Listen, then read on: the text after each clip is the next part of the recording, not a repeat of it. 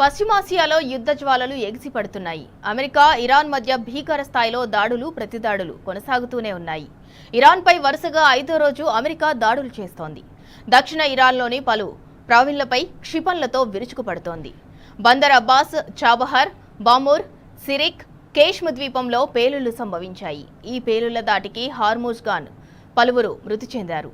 ఉద్రిక్తతల వేళ ఇరాన్కు మరోసారి strong warning ఇచ్చారు అధ్యక్షుడు ట్రంప్. టెహ్రాన్ వెంటనే చర్చలకు రాకపోతే వచ్చే వారం నుంచి ఇరాన్లోని విద్యుత్ కేంద్రాలు, మౌలిక వసతులపై విరుచుకుపడతామని తేల్చి చెప్పారు. రానున్న 2 రాత్రుల్లోనే ఇరాన్ను అత్యంత ఘోరంగా దెబ్బతీయబోతున్నామని అన్నారు.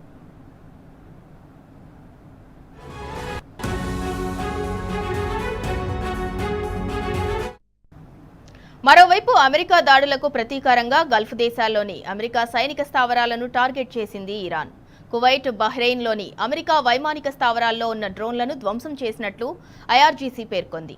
జోర్డాన్లోని మువాఫక్ సాల్తీ వైమానిక స్థావరంపై డ్రోన్ దాడి చేసినట్లు వివరించింది. ఇరాన్ చేపట్టిన దాడిలో తమ నేవీకి చెందిన 4 సిబ్బంది గాయపడ్డారని కువైట్ రక్షణ శాఖ తెలిపింది.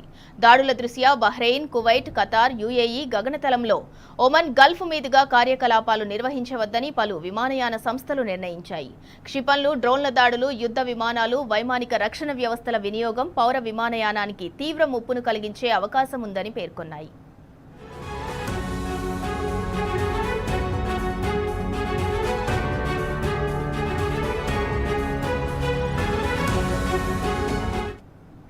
అయితే మధ్యంతర ఒప్పందం ప్రకారం హార్మూజ్ను తిరిగి తెరవాల్సి ఉండగా చమురు నౌకలపై ఇరాన్ దాడులు చేస్తోంది.